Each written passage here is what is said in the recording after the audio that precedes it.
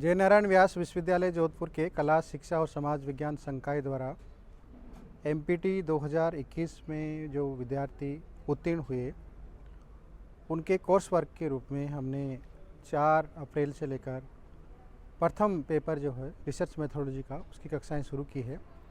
इसमें हिंदी, ज्योग्राफी, समाजशास्त्र, इतिहास, अंग्रेजी आदि विभिन्न 12 विषयों के 105 शोध अभ्यर्थी भाग ले रहे हैं। इस प्रश्न पत्र के अंतर्गत विश्वविद्यालय अनुदान आयोग की गाइडलाइन के अनुसार हमने पाठ्यक्रम को प्रिपेयर करते हुए उसी के हिसाब से हमने माननीय जो अध्येता हैं, जो एकेडमिशियन है, उनको बुला करके और ये अद्यतन रूप में हमने उनका सिलेबस अपडेट करवाया है। इसके अंतर्गत वर्तमान में शोध की जो विभिन्न प्रवृत्तियां हैं उनके संबंध में इनको अध्ययन करवाया गया है। साथ में इनको ये भी जानकारी दी गई है कि वर्तमान परिप्रेक्ष्य में शोध किस तरह से उपयोगी हो सकता है। उसके संदर्भ में विस्तृत जानकारी देने के लिए हमने विषय विशेषज्ञों के रूप में अलग अलग विद्वानों को प्रतिदिन आमंत्रित किया है और उन्होंने अपने अनुभव और ज्ञान के आधार पर इन शोधार्थियों को लाभान्वित करते हुए अपने अनुभवों का भरपूर इनको उपयोग करने का निर्देश दिया है।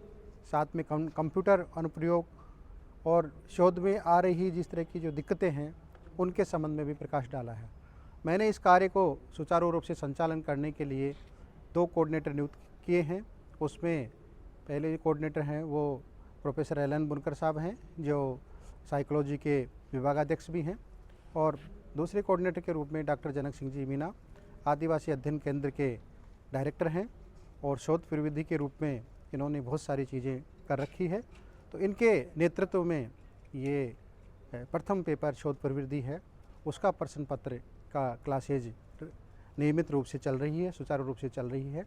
शोध में आने वाली जो विभिन्न तरह की समस्याएं हैं, शोध में किस तरह के समाधान हम प्रस्तुत करते हैं, किस तरह की हाइपोथेसिस हम बनाते हैं, हाइपोथेसिस के अनुसार हम शोध के जो उसकी जांचने की विधि है, पेपर लिखने की विधि है, उसकी टेस्टिंग की विधि है, अनुसूचियाँ, साक्षात्कार है, उन सबको हमने इस कोर्स के अंतर्गत संचालित किया है और योग्य विशेषज्ञों को बुला करके हमने उनका लेक्चर करवाया।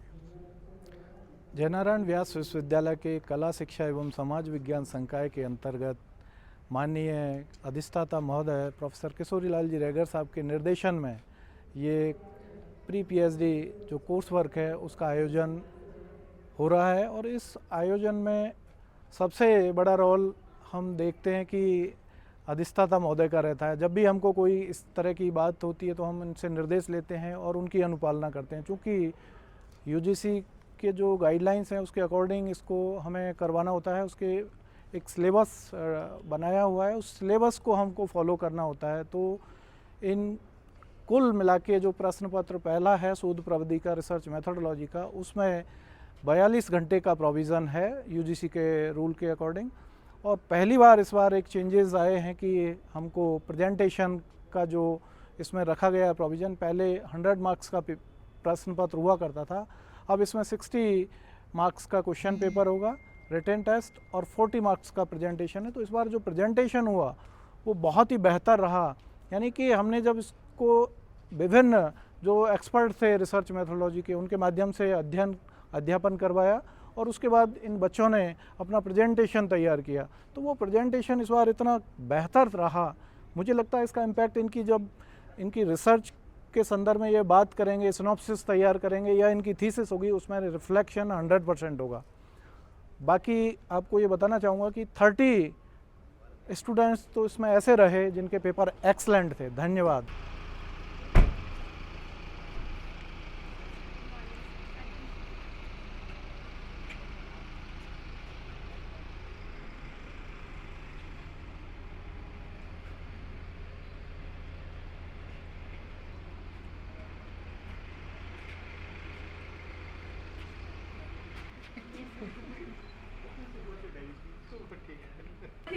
तुम भी मुसाफिर हो और हम भी मुसाफिर हैं, अवश्य की किसी न किसी मोड़ पर मुलाकात होगी। धन्यवाद। बहुत बहुत जोरदार तालियों से हमारे मुख्य अतिथि महोदय प्रोफेसर श्रीवास्तव के साथ माननीय कुलपति महोदय का आप सबका कहीं से हार्दिक स्वागत एवं अभिनंदन करें। अभी सीधा ही माननीय अतिथियों को मैं मंच पर आमंत्रित करता हूँ और आप जो अभी प्रज्वलित करने इस कार्यक्रम की शुरुआत करेंगे। संगीत विभाग के अभ्यर्थी आगे बढ़ा रहे और मंगलाचरण के लिए अपनी प्रस्तुति दें। दीप ज्योति परम ज्योति दीप ज्योति जनार्दनः दीपो हरतो मे पापं दीप ज्योति नमोस्तुते। ओम त्र्यंबकं यजामहे सुगंधिं पुष्टिवर्धनम् उर्वारुकमिव बन्धनान् मृत्योर्मुक्षीयमामृतात्। ओम स्वस्तिनः इन्द्रो बृहस्पतिः स्वस्तिनः पूषा विश्ववेदाः स्वस्तिनः तारक्षो अरिष्टनेमिः स्वस्तिनो बृहस्पतिर्दधातु।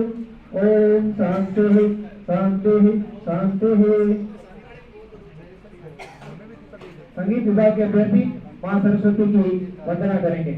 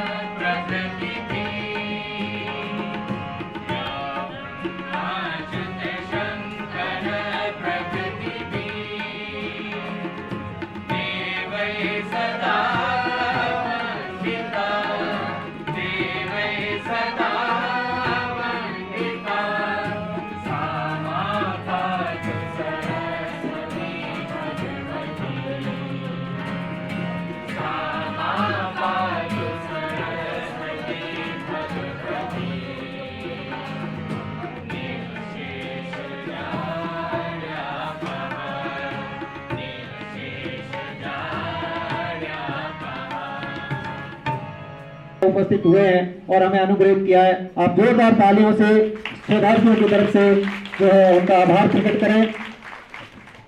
हार को जीत की एक दुआ पधारे हुए हैं, इसलिए हार्दिक अभिनंदन। मैं हमारे मंचासीन अन्य अतिथि से प्रोफेसर के लेगर साहब सुशीला जी संपादक का भी हार्दिक स्वागत करता हूँ। आपको भी आपसे भी निवेदन है कि आप मंच पर रहें और हमें अनुग्रहित करें। अपने स्वागत की कड़ी में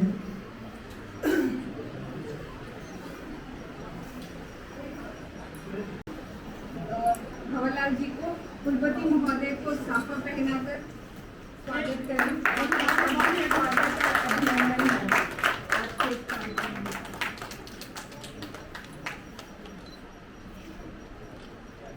सुरेश जी और देवीलाल जी माल्यार्पण कर कुलपति महोदय का स्वागत करें।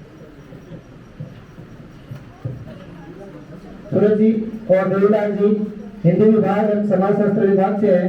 शोधार्थी आपसे अनुरोध है कि आप माननीय कुलपति महोदय का माल्यार्पण कर हार्दिक स्वागत करें।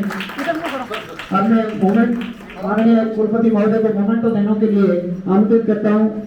डोली मेहता फाइन आर्ट विभाग, अनामिका जिंदा अंग्रेजी विभाग, वंदना मीणा हिंदी विभाग और नीतू नवल इतिहास विभाग।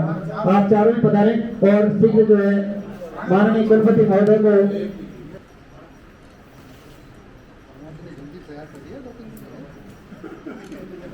आगे तैयार है। मनीषा का रोशनी विभाग, सोनम जी सोलंकी भूगोल, भगवंती जी इतिहास, अंशुमाला जी अंग्रेजी विभाग।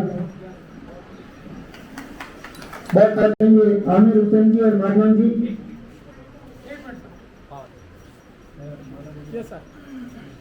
आमिर हुसैन जी और माधवन जी आप माला पहना के स्वागत करेंगे। श्रीमान प्रोफेसर रेगर साहब का मोमेंटो देकर के और उनका स्वागत करेंगे मनीषा काग, सुमन जी सोलंकी, भगवंती जी और अंशु माला जी। थोड़ा पूरी बता रहे आप। समन्वयक महोदय बुनकर साहब के स्वागत के लिए भोजराजी चारण साफा पहना के उनका स्वागत करेंगे अंग्रेजी विभाग से।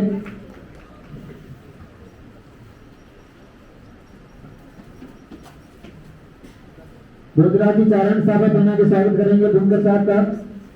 गुप्तावत राकेश जी रनौत, हिंदी विभाग।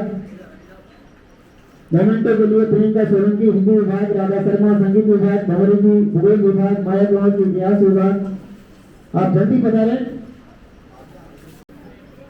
जनक सिंह जी के साफा बनाने के लिए ब्रजेंद्र सिंह जी जल्दी पधारें मंच पर। माला के लिए सुल्तान जी, अर्थशास्त्र विभाग। संगम चांदे, इतिहास विभाग। मोमेंटो के लिए जितेंद्र कुमार।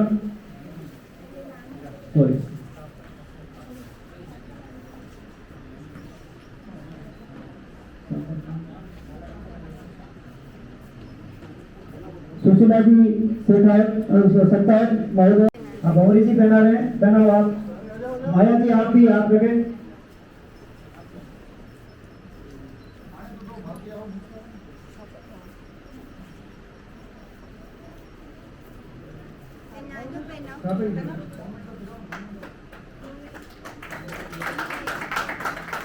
मोमेंटो के लिए आगे वाला, हाँ माया Jakhar moment.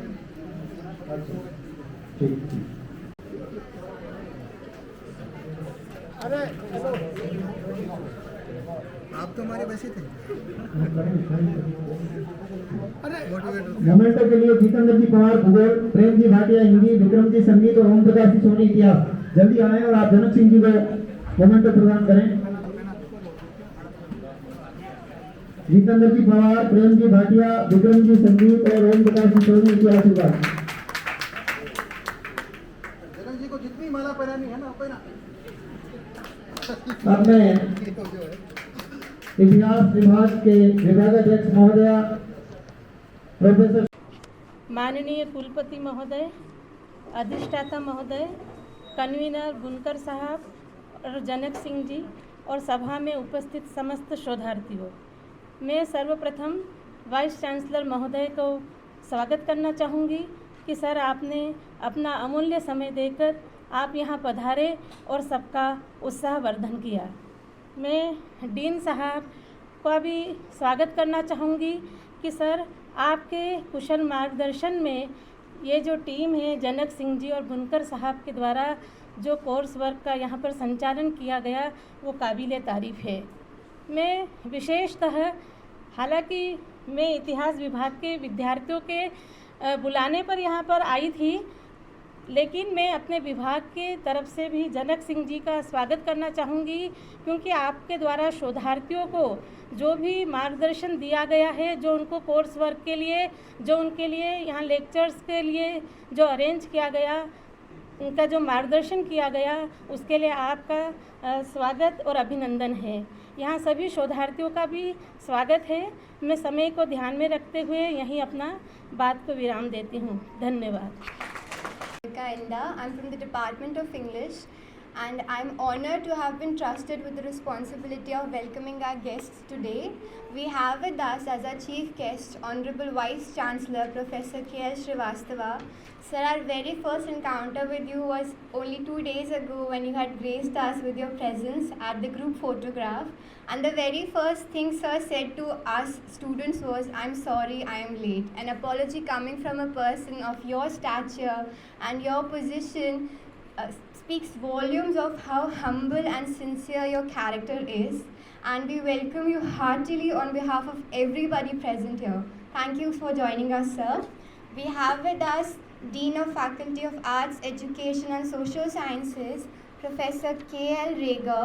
Sir is a very busy person as he shoulders so many responsibilities at this university, yet he made sure he was in the background, making sure everything sailed smoothly for us. Thank you for that, sir, and we welcome you heartily. We also have with us Professor Sushila Shaktawat ma'am from the history department. Ma'am was present with us on one of the days we had our presentations, and at the end ma'am gave us a stimulating insight to how one should approach research. We welcome you heartily, ma'am. We have with us our coordinator, Professor Ellen Bunker. Sir, I remember distinctly one of these days you were quite sick, yet you had come here to pay respect to the one professor that was delivering us a lecture. So that was a magnificent gesture, and I thank you for on behalf of everybody present here. And we have our coordinator, Dr. Janak Singh Meena. Sir, I believe I can say this on behalf of everybody that you have been an excellent coordinator, maintaining such a heterogeneous and a large group, making sure we were disciplined, all our whims and problems were answered, looked after and taken care of. And I welcome each and every one of you on behalf of the entire batch PhD 2021-22 to this little small attempt on our behalf to show our gratitude. And lastly, I'd like to welcome each and every one of our scholars. It's no easy task to learn things at this point of time. We have something to look back at and so many things to look forward to. And I welcome you all. I hope you enjoy the festivities today. And I'd like to invite BC sir to say a few words. Thank you, sir.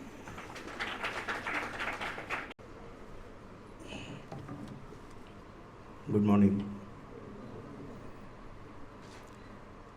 मंच पे विराजमान मेरे साथी dean faculty of arts and social sciences professor Regar साहब, professor बुनकर साहब, madam Shaktawat और इस कार्यक्रम के कोऑर्डिनेटर प्रोफेसर जनक सिंह जी मीना, आपके इस एक्सीलेंट प्रोग्राम जो आपने इतने दिनों से चलाया और आपके अंदर एक साइंटिस्ट पैदा कर दिया, उसके लिए मैं इस संस्थान की तरफ से हमारे हर साथी का सबसे पहले आभार व्यक्त करता हूँ। मेरे साथ दिक्कत ये है कि मुझे अभी प्रॉपर एडमिनिस्ट्रेटर हुए सिर्फ 2-2.5 महीने हुए, और जब भी मैं इस तरीके से कभी भी शोधार्थियों के सामने या विद्यार्थी के किसी भी रूप के सामने खड़ा होता हूँ तो मेरे अंदर का मास्टर जाग जाता है। मुझे यही लग रहा है कि मैं बात करने तो आपसे आया हूँ, इसलिए सबसे पहले यहाँ से बात शुरू करूँ, इस माफ़ी के साथ बात शुरू करूँ कि आप कोई संस्कृत विभाग से हैं, कोई हिंदी से, कोई सोशल साइंस के डिफरेंट एस्पेक्ट से हैं, हो सकता है कोई फ़िलॉसफी से हो, लेकिन हम एक गुस्ताखी कर रहे हैं। हम आप सबको जो डिग्री देने जा रहे हैं वो डॉक्टर ऑफ फिलॉसफी की दे रहे हैं, बुरा नहीं मानिएगा। गलत है ना? मेरे अंदर का मास्टर पूछ रहा है कि क्या मैं आपसे खड़ा करके पूछूं किसी को इसका मतलब मालूम है?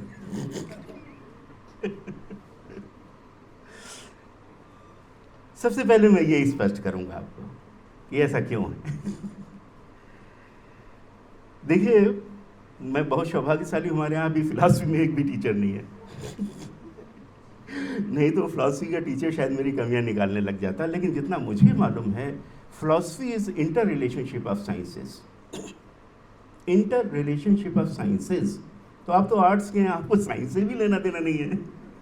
नहीं, आप सबको साइंस से लेना देना है। आपकी जो भी ब्रांच है वो दरअसल साइंस है, and the boundaries between languages, social sciences, political sciences and the conventionally called sciences, उनके बीच में बिल्कुल डिफ्यूज हो गई है। आज वो सीमाएं नहीं हैं जो दो विज्ञान के बीच में सीमाएं होती हैं, और जो इंटरडिसिप्लिनरी एस्पेक्ट्स डेवलप हो गए हैं सारे के सारे, इंटरडिसिप्लिनरी, एक विषय से दूसरे विषय के बीच के जो संबंध स्थापित हो गए हैं वो इतने ज़्यादा प्रबल हो गए, इतने ज़्यादा प्रबल हो गए कि अब ना तो हमें इंटरडिसिप्लिनरी डिपार्टमेंट बनाने की ज़रूरत है, बल्कि ज्ञान एक जगह से कूद के दूसरी जगह और दूसरे से पहली जगह लगातार जा रहा है। हम जो आपको डॉक्टर ऑफ फिलॉसफी दे रहे हैं वो इसीलिए दे रहे हैं, आपका विषय कोई भी हो, लेकिन that is inter relationship of sciences. Inter relationship, sciences with in sciences, sciences and further with in sciences. कैसे? वही बाल की खाल वाली बात होती है। बाल की खाल, एक विशेषज्ञता के अंदर और सूक्ष्म विशेषज्ञता, और सूक्ष्म के अंदर और सूक्ष्म, और उन दो सूक्ष्म ब्रांचेस की इंटर रिलेशनशिप। मैं हमेशा आपसे कहना चाहता हूँ, अपने स्कॉलर से भी यही कहना चाहता हूँ कि आप दुनिया में एक ही हैं, एक ही पीस है, यूनिक है ना। आप कहेंगे सर चढ़ा रहे हो आप। नहीं, मैं चढ़ा नहीं रहा हूँ। मैं इसलिए आपको नहीं चढ़ा रहा हूँ कि जो आप पीएचडी की डिग्री कर रहे हैं, जिस विषय पे आप पीएचडी की डिग्री कर रहे हैं, वो विषय में सिर्फ आप कर रहे हैं दुनिया में। उस विषय में कोई भी दूसरा विशेषज्ञ नहीं है, इसलिए आप यूनिक हैं, आप इकलौते हैं। ये कितनी बड़ी बात है। और यही बात बताती है कि आप कितने बड़े विशेषज्ञ हैं और आपके मुकाबले दुनिया में कोई नहीं है। अगर आप ये कोशिश करते हैं कि किसी दूसरे का कोई चीज़ हम ले लें वगैरह वगैरह, तो हम नहीं होने देते। इससे सर्टिफिकेट लेते हैं प्लेगरिज्म का, है ना, कि किसी भी दूसरी चीज़ को कहीं आपने चुरा तो नहीं लिया, है ना। ये सारी चीज़ हम आपको सिखाते भी हैं। सर्टिफिकेट तो बात की बात है, हमारा मॉरल हमें ये कहता है कि जब भी आप अभी तक पीजी की क्लासेस ही तो आपने पढ़ी हैं, और पीजी की क्लासेस में जब भी हम कोई भी किताब उठा के पढ़ते थे तो बड़ी परेशानी, किसी भी किताब की मैं बात कर रहा हूँ आपकी, उसके बीच में आ जाता था कि भंडारी 1980, है ना, के श्रीवास्तव या श्रीवास्तव 1970, ऐसे अननेसेसरी उसके बीच में आ जाता था। और फिर पीछे क्या होता था कि किताब तो 300 पेज की है और 50 पेज के फालतू के पीछे के पेज लगे रहते थे, जिनको हम कहते थे रेफरेंसेस। उस समय हमें समझ नहीं आता था कि ये सब क्यों हो रहा है। लेकिन जब इस कोर्स में आपको बताया गया होगा, जो आपने कंप्लीट किया है, कि वो क्यों हो रहा है, वो इसीलिए हो रहा है कि उस भंडारी ने जो काम किया है वो दुनिया का कोई आदमी चुरा नहीं सकता। अगर मान लीजिए वो चुराने की उसकी उस लाइन को चुराने की कोशिश करता है। मैंने किताब लिखी, मैंने भंडारी 80 अगर नहीं लिखा तो मैं अपराधी हूँ, मामूली अपराधी नहीं हूँ मैं इतना बड़ा अपराधी हूँ, उसकी सज़ा उतनी ज़्यादा है कि मैं आपके घर में घुस जाऊँ और टीवी चुरा लाऊँ।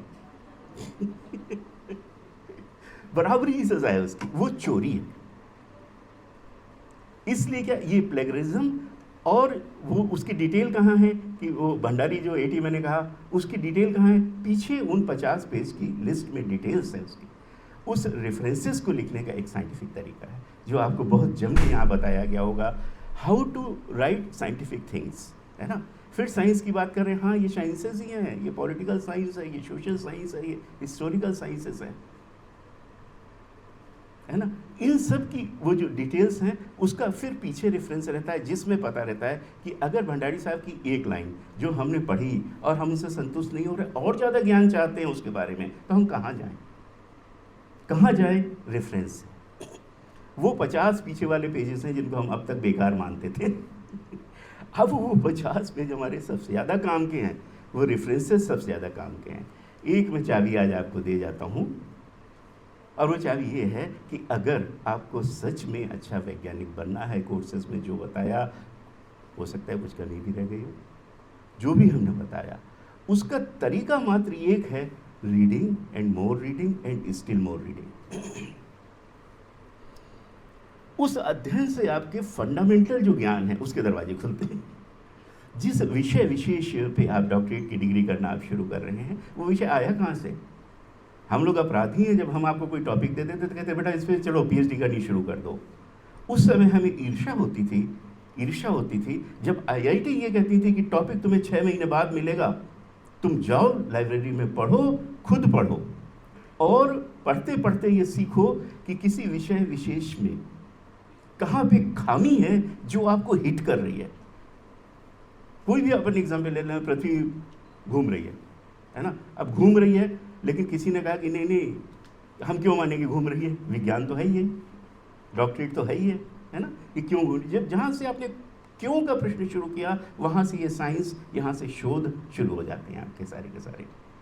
और फिर ये आता है कि अच्छा घूम रही है तो मिस्टर ए ने क्या कहा, फिर मिस्टर बी ने क्या कहा, सी ने क्या कहा, इन तीनों प्रमाणों के विरुद्ध भी क्या कोई प्रमाण है? अगर विरुद्ध प्रमाण है तो आपको लगता है नहीं, लेकिन वो चौथी चीज़ भी तो हो सकती है। जब आप ये कहते हैं कि वो चौथी चीज़ हो सकती है, that is the point where you conceive an idea of doctoral thesis. वहाँ से ये शुरू होता है, पहला पॉइंट है जहाँ से आपको ये आइडिया शुरू होता है कि शोध कहाँ किया जा सकता है। और जब आपको पता चल जाता है शोध कहाँ किया जाता है, देन मेथोडोलॉजी कम्स कि ठीक है, अच्छा ये विषय है तो इन्होंने ऐसे ऐसे किया था, हम ऐसे ऐसे कर लें, जो ऐसे ऐसे कर लें, दैट इज़ मेथोडोलॉजी। फिर मेथोडोलॉजी आपने अडॉप्ट करी तो आपको कुछ डेटा मिलेगा, जो डेटा मिलेगा उसका विश्लेषण कैसे करें, चाहे वो सर्वे का डेटा हो, चाहे कंप्यूटर का डेटा हो, चाहे केमिकल डेटा हो, वो जिस भी तरीके के आपके डेटा इकट्ठे हुए उनका विश्लेषण कैसे करें। विश्लेषण करके अंततः आप किसी एक निष्कर्ष पर पहुंचते हैं। वो जो निष्कर्ष होता है वो आपकी थीसिस होती है ना। तो जब हम ये कहते हैं कि थीसिस जब से आए हैं यहाँ पे, इतने दिन से लेक्चर सुन रहे हैं थीसिस, लेकिन हमने देखी तो आज तक थीसिस नहीं है या देखी है तो आप अपनी लाइब्रेरी में जाके थीसिस के दर्शन कर लीजिए और अपने विषय की लाइब्रेरी में थीसिस के दर्शन कर लीजिए। उसके एक एक पेज को क्रिटिकली देखिए कि इनको वो आइडिया कैसे आया था जिस टॉपिक पे इन्होंने पीएचडी करी, फिर उन्होंने कैसे उसकी मेथोडोलॉजी अडॉप्ट करी, फिर कैसे उनके डेटा आए, फिर कैसे डेटा का विश्लेषण हुआ और कैसे वो उस निष्कर्ष पर पहुँचे। असल में आगे आने वाले साल में कम से कम 2 साल, अधिकतम 4 साल, इसमें आपको यही करना है। तो इस प्रक्रिया के दरवाजे आपके लिए आज से शुरू हो रहे हैं। मैं ये कहने नहीं आया था क्योंकि ये तो आपको कहा जा रहा है बहुत दिनों से है ना, कि फ़िलॉसफी क्या है, कैसे मेथोडोलॉजी वगैरह वगैरह, बहुत सारे लोगों ने आपने कई बार सुनते सुनते जमाई भी ली होंगी।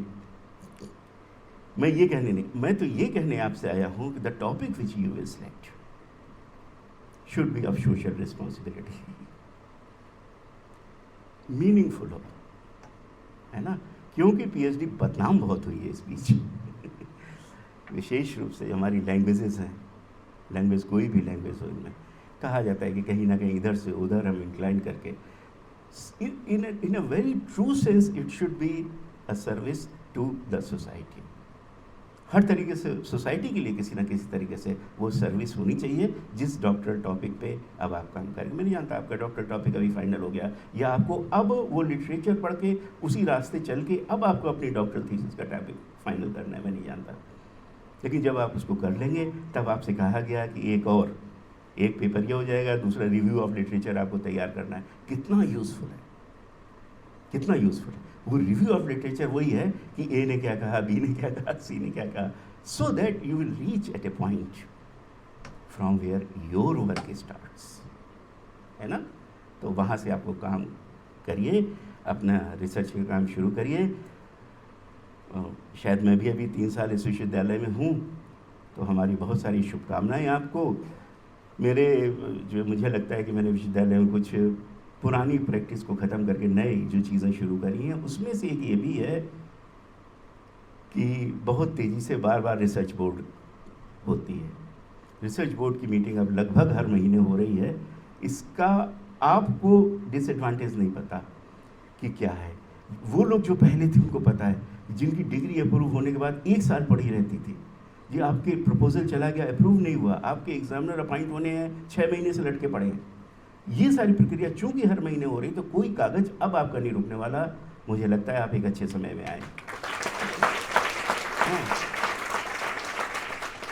और मुझे अभी ये भी आपको भी अच्छा लगेगा, मैं भी बताने में मेरे को अच्छा लग रहा है कि मुझे अभी यहाँ से उसी मीटिंग के लिए जाना है।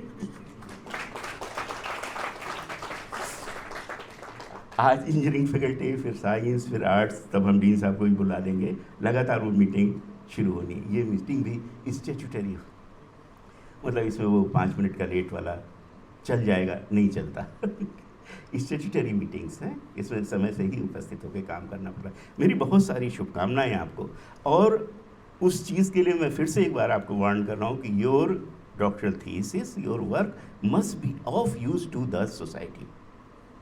ठीक है, मेरी बहुत शुभकामनाएं आपको। Go ahead, keep doing. बहुत बहुत धन्यवाद, आभार।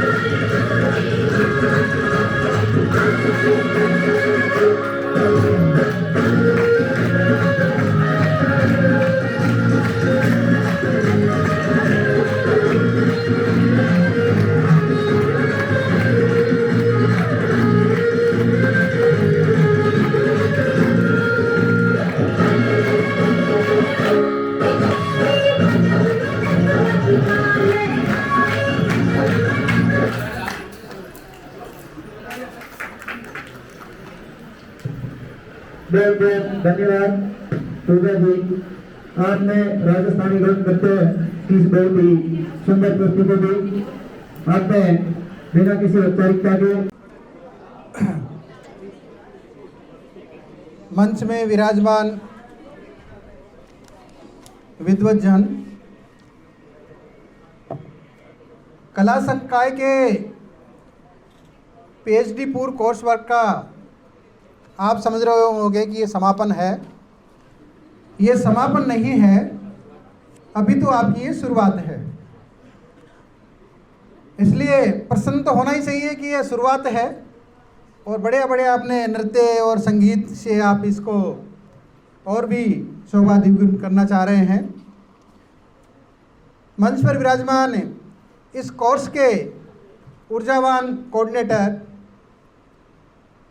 साइकोलॉजी विभाग के विभागाध्यक्ष और मेरे अजीज मित्र और बड़े भाई प्रोफेसर एल.एन. बुनकर साहब, जिनसे मैंने ज़िंदगी में बहुत कुछ सीखा है।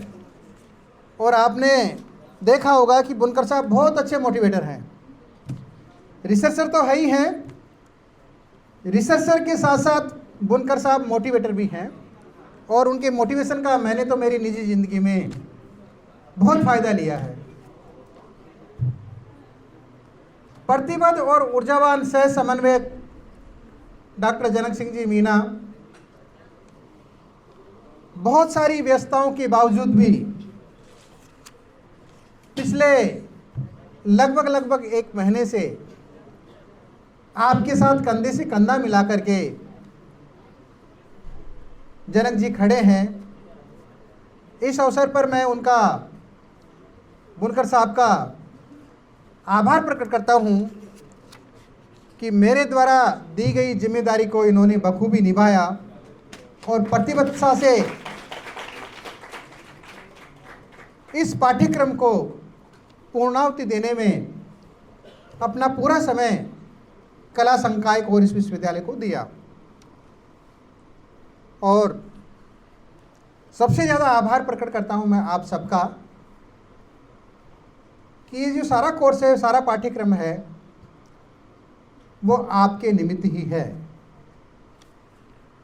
क्योंकि जो भी हम कार्य करते हैं या जो भी किया जाता है तो हमारी जो ताकत है, शक्ति है, वो विद्यार्थी और शोधार्थी होते हैं। इतिहास विभाग की विभागाध्यक्ष प्रोफेसर सुशीला जी सक्तावत यहाँ पर विराजमान हैं। कला संकाय के 12 विषयों के शोधार्थी यहाँ एनरोल हुए। मुझे थोड़ी सी आज हताशा सी हो रही है कि 105 में से मुझे आज आधे ही नज़र आ रहे हैं। तो यदि वो पूरे लोग आते यहाँ पर और इस समापन में भाग लेते तो ज़्यादा अच्छा था, क्योंकि अभी आप इसको समापन न समझें। अभी तो आपको बहुत कुछ करना बाकी है। केवल कोर्स में आपने 5-7 टिप्स ही सीखी है। अभी तो 2-2 विषय आपके अपने सब्जेक्ट के होंगे और इस कोर्स का सबसे जो महत्वपूर्ण कार्य है रिव्यू ऑफ लिटरेचर का बाकी है। और वो रिव्यू ऑफ लिटरेचर आपके शोध निर्देशक के संपर्क के बिना पूरा नहीं हो सकता। जिस तरह से जनक जी ने मुझे बताया कि 40 नंबर का प्रेजेंटेशन प्रथम पेपर के उसके रूप में आपका हुआ और आपने बहुत अच्छी तरह से तैयारी के साथ में उसको प्रस्तुत किया। शोध की नई दिशाएं, नई संभावनाएं क्या हो सकती है, उसके संबंध में आपने यहाँ पर अपनी बात को प्रस्तुत किया। देखिए, आप यहाँ पर जब होते हैं तो जो आपके सामने संवाद करता है आप उसको ग्रहण करते हैं तो देने वाला भी कुछ न कुछ आपसे सीखता है। यहाँ पत्रकारिता के शोधार्थी बैठे हैं, उनको पता है कि जब कोड डिकोड वगैरह होता है, वार्ता संवाद, तो उसका प्रतिफलन सुनने वाले की और सुनाने वाले पर कितना फर्क पड़ता है। और उसमें बायद भी किसी तरह का व्यवधान आ जाता है तो फिर वो संवाद नहीं बन पाता है। तो शोध की विभिन्न तरह की विधियां, क्या क्या उसके पैरामीटर हो सकते हैं, क्या क्या मानदंड हो सकते हैं, किस तरह की संभावनाएं हो सकती है, रिसर्च पेपर कैसे लिखा जाता है, शोध प्रबंध कैसे जांच किया जाता है, सिनॉप्सिस कैसे बनाई जाती है, उनके बारे में आपको बिल्कुल गंभीरता से यहाँ पर चर्चा की गई। लेकिन कोर्स वर्क के आयोजकों ने अपना काम पूर्ण कर दिया है। अब बारी किसकी है? आपकी है। अप्लाई उसको आपको करना है, सिनॉप्सिस आपको बनानी है, रिसर्च आपको करना है, रिसर्च में आने वाली कठिनाइयों को आपको पेश करना है। और जैसा कि कुलपति महोदय ने अभी आपके सामने प्रस्तुत किया कि सबसे बड़ी समस्या जो है प्लेगरिज्म की है, साहित्यिक चोरी अन्य चोरियों से भी ज़्यादा बड़ा अपराध शोध के संदर्भ में माना जाता है। और आपकी जैसे ही उसमें डालते हैं, शोध गंगा पर अपलोड कर देते हैं, 1.5-2 घंटे में आपकी पूरी थीसिस का रिजल्ट देता कि कहाँ कहाँ और कितना % आपने उसमें से मिलावट की है। 10% तक की मिलावट तो चल जाएगी, लेकिन 10% से जैसे ही आप ज़्यादा करेंगे, प्लेगरिज्म के बारे में जिन्होंने आपको बताया होगा तो पूरी विस्तार से बताया होगा कि कितनी कितनी % की संभावना, कितने कितने साल की सज़ा है और किस किस तरह से आप किसी रिजेक्ट होने के साथ फिर आपके IPC की एक्ट के द्वारा आप पर संज्ञेय अपराध भी बन सकता है। ये चीज़ें भी आपको बताई होगी। जब भी मैंने हिंदी विभाग में अपनी बात रखी तो बार बार मैंने अपने शोधार्थियों से यही आगाह किया कि किसी भी तरह से आपको प्राइमरी सोर्स तक पहुंचना ही पहुंचना है। हमारे शोधार्थियों की जो इस समय शॉर्टकट अपनाते हैं, सारे डेटाज जो है वो सेकेंडरी सोर्स का ही काम में लेते हैं और शोध की विश्वसनीयता के लिए सेकेंडरी सोर्स के डाटा बहुत ही गड़बड़ी पैदा करने वाले हैं, क्योंकि उनकी विश्वसनीयता पर एक तरह से क्वेश्चन मार्क लगता है। तो जब भी आप अपना विषय का प्रस्तुतिकरण करें तो प्राइमरी सोर्स के डेटास तक, उन तथ्यों तक आपको ज़रूर पहुंचना है। और बाय द वे मान लीजिए आपने सेकेंडरी सोर्स से उन तथ्यों को ले भी लिया है तो उसका परीक्षण करना जब तक उस तक नहीं पहुंच पाओगे तब तक आपके शोध की जो विश्वसनीयता है उस पर एक तरह से क्वेश्चन मार्क ही लगा रहेगा। क्योंकि आज का दिन आपको शोध पर बात करने का नहीं है। आपने यहाँ पर जो कुछ सीखा, और चूँकि आगे आने वाला समय जो है, अभी 6 महीना तो आपका अभी इस कोर्स वर्क की प्रक्रिया में लग जाएगा। अभी 2 विषय आपके मेरे जैसे हिंदी में शुरू करवा दिया, एक पेपर लगभग पूरा होने वाला है, लेकिन एक पेपर बाकी है। अन्य विषयों को मुझे पता चला है कि अन्य विषयों ने किसी ने शुरू ही नहीं करवाया है। तो बाकी आने वाले 4-5 महीनों में आपको अपने विभाग के साथ में, अपने शोध निदेशक के साथ में, अपने हेड ऑफ डिपार्टमेंट के साथ में जुड़ करके अपना कार्य पूरी तरह से संपन्न करना है। और जो जॉब में है, सरकारी या प्राइवेट उसमें है, तो केवल कोर्स करके ही आप अपना इतिश्री न समझे। समय समय पर छुट्टी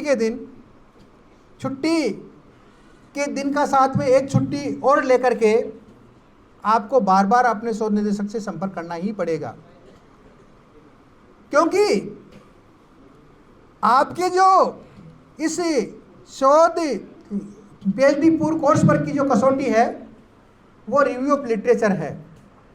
और मैं तो आपको कहना चाहूँगा कि पहले शॉर्टकट अपनाते थे, किताब की रिव्यू करके रीतिश्री समझते थे, और वो तरीका बिल्कुल ही गलत था। मैं तो मेरे विभागाध्यक्षों से निवेदन करता था कि पुस्तक की रिव्यू करके आप रिव्यू ऑफ लिटरेचर नहीं कर सकते। रिव्यू ऑफ लिटरेचर अलग चीज़ है और पुस्तक की रिव्यू करना बिल्कुल ही अलग चीज़ है। तो दोनों को आप अलग अलग करके समझें। पुस्तक की रिव्यू नहीं करनी है, आप अपना जो शोध का जो विषय है उसका रिव्यू ऑफ लिटरेचर पर काम करना है। और वो 1 दिन में या 10 दिन में पूरा नहीं होने वाला, उसके लिए 2-4 महीने की आवश्यकता है। उसको आप जाकर के पुस्तकें पढ़नी है। जिस तरह से जीवन में हम चुनौतियों का सामना करते हैं, अनेक तरह की कठिनाइयाँ हमारे सामने आती है, तो शोध भी अपने आप में चुनौतीपूर्ण कार्य होता है। कई तरह की कठिनाई आएगी, आपकी पारिवारिक भी आएगी, व्यक्तिगत भी आएगी, शोध निदेशक के संबंध भी आएगी, डिपार्टमेंटल स्तर पर भी आएगी, फेलोशिप नहीं मिलने के कारण भी आएगी, बीच में बीमार भी हो जाएंगे और कुछ भी हो जाएगा। कोरोना की 3री, 4थी, 5वीं लहर भी आ सकती है। तो कई सारी तरह की चुनौतियाँ आपके जीवन में आती है, लेकिन चुनौतियों से हम मुख नहीं मोड़ सकते। चुनौतियाँ तो आएगी, लेकिन सच्चा योद्धा कौन है? जो चुनौतियों को साइड से निकाल देता है। चुनौती तो आएगी भी, लेकिन जो इन्वॉल्व हो जाता है उन चुनौतियों में, तो वो चुनौतियाँ फिर उसको ख़त्म कर देती है। चुनौतियाँ आएगी, लेकिन उन चुनौतियों को आप साइड में करके उसको निकाल करके चलिए। और रिसर्च का कार्य है वो धैर्य का है, पेशेंस का कार्य है, शांति का है।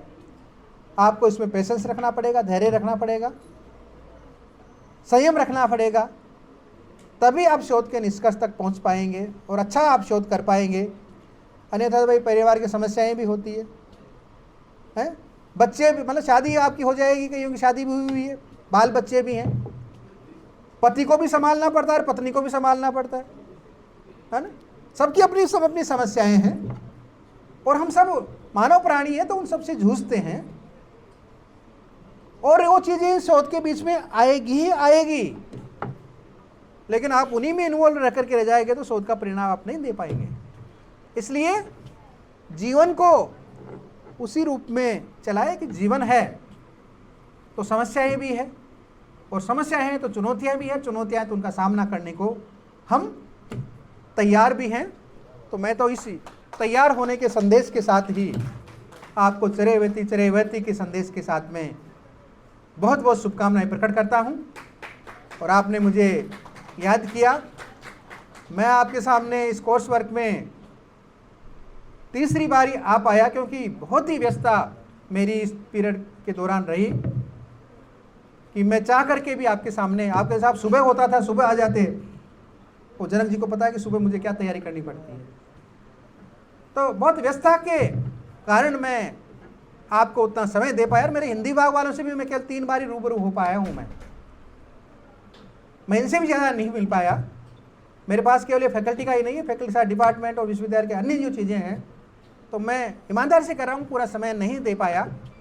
अन्यथा एक आधे संवाद मेरे भी होते थे तो उनसे आप वंचित रहें, तो वो बीच बीच में हम पूरा करेंगे जैसे मिलेंगे। तो एक बार पुनः आपको सबका शुभकामनाएं और बहुत बहुत बधाई कि आप अपने लक्ष्य को प्राप्त करें। आप सभी को मेरा नमस्कार। उपस्थित मंच पर सभी गुरुजनों को मेरा नमस्कार, चरण स्पर्श। और ये गुरु भजन है जो मैं अपने गुरुदेव लोगों के लिए प्रस्तुत करने जा रहा हूँ। सर्वप्रथम मेरे माता पिता, मेरे गुरुजन, मंच पर विराजमान सभी गुरुजनों के लिए ये गुरु भजन।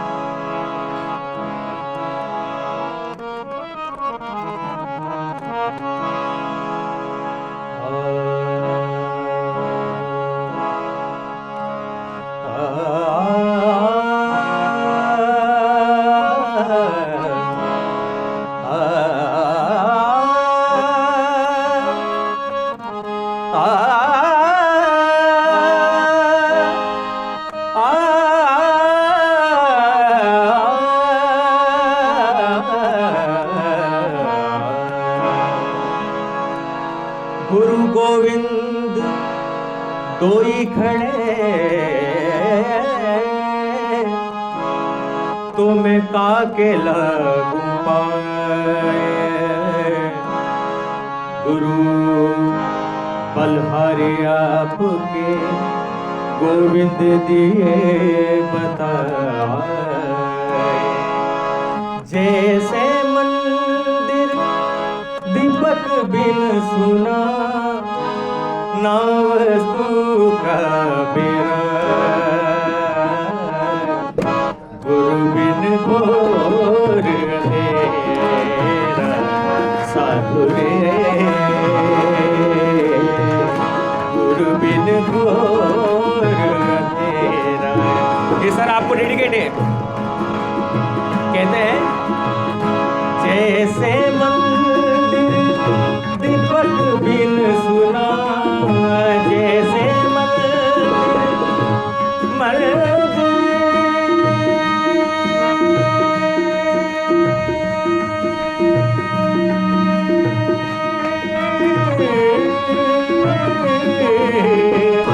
जैसे मंदिर दीपक बिन सुना ना वस्तु का बेरा। गुरु बिन घोर अंधेरा साधु रे। गुरु बिन घोर अंधेरा।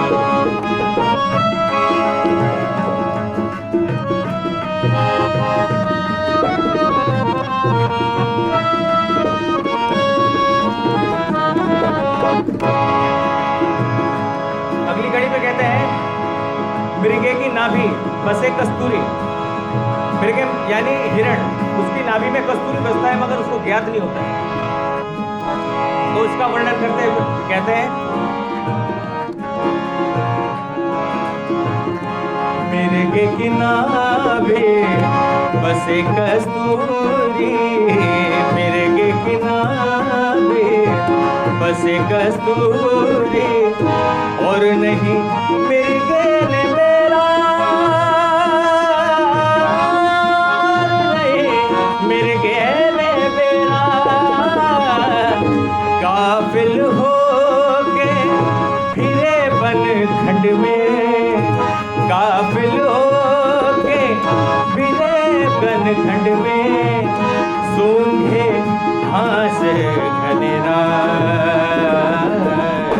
गुरु बिन घोर अंधेरा, साधु रे गुरु बिन घोर अंधेरा, जैसे मंदिर दीपक बिन सुना, नाम तू का मेरा, गुरु बिन घोर अंधेरा, साधु रे गुरु बिन घोर अंधेरा। बहुत बहुत बहुत बहुत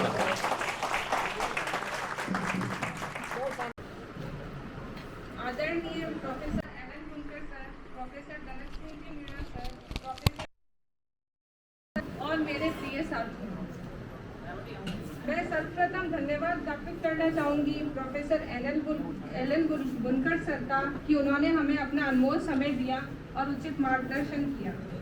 मैं धन्यवाद ज्ञापित करना चाहूँगी प्रोफेसर जनक सिंह जी का, जो कि इस पाठ्यक्रम के संयोजक हैं। आप राजनीति विज्ञान के महान ज्ञाता हैं। आपकी रचित पुस्तक राजस्थान प्रशासनिक एवं राजनीतिक व्यवस्था RS मुख्य परीक्षा की तैयारी करते हुए मैंने प्रयोग में ली, जो कि मेरे लिए काफ़ी कारगर सिद्ध हुई। जिस व्यक्ति की बस पुस्तक ही पढ़ी हो, उसी को आंखों के सामने प्रत्यक्ष देखना मेरे लिए बहुत बड़ी बात थी। आपके सानिध्य में शोध पाठ्यक्रम में निरंतर हमें भिन्न भिन्न विषयों के प्रोफेसर से रूबरू होने का मौका मिला। आपके प्रोत्साहन, परिश्रम और सहयोगात्मक कार्यशैली का ही नतीजा है कि हमारी शोध पाठ्यक्रम की कक्षाएं समय पर पूर्ण हुई तथा कई विषयों के विषय विशेषज्ञों से ज्ञान प्राप्त हुआ। इसके लिए हम आपका तहे दिल से धन्यवाद आभार करते हैं और आशा करते हैं कि भविष्य में हमेशा आप ही रिसर्च कोर्स वर्क के संयोजक बने और शोधार्थियों का इसी प्रकार मार्गदर्शन करते रहें। मैं आभार व्यक्त करना चाहूँगी अंग्रेजी विभाग की विभागाध्यक्ष प्रोफेसर कल्पना पुरोहित का, जिनकी आत्मीयता व स्नेह ने ही मेरे मन में ये साहस जगाया कि मैं इस विश्वविद्यालय से PhD डिग्री को पूर्ण कर सकूँ। मैं धन्यवाद ज्ञापित करना चाहूँगी अंग्रेजी विभाग के समस्त प्रोफेसर्स का, जिनके सानिध्य व ज्ञान से मुझे बहुत कुछ सीखने को मिला। बहुत कम ही विद्यार्थियों को JNU से PhD करने का मौका प्राप्त होता है और मैं स्वयं को बहुत ही सौभाग्यशाली मानती हूँ कि मुझे इतने महान व्यक्तित्व और ज्ञान के धनी शिक्षकों की छत्र छाया में PhD करने का अवसर प्राप्त हुआ।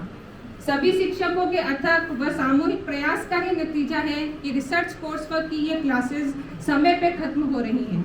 मैं धन्यवाद करना चाहूँगी सभी शिक्षकगण का कि उन्होंने बहुत ही कम समय में हमें इतना ज्ञान दिया जो हमारा ताउम्र मार्गदर्शन करता रहेगा। अनेक विषयों के विशेषज्ञों ने हमें अपने अनुभव व ज्ञान से लाभान्वित किया,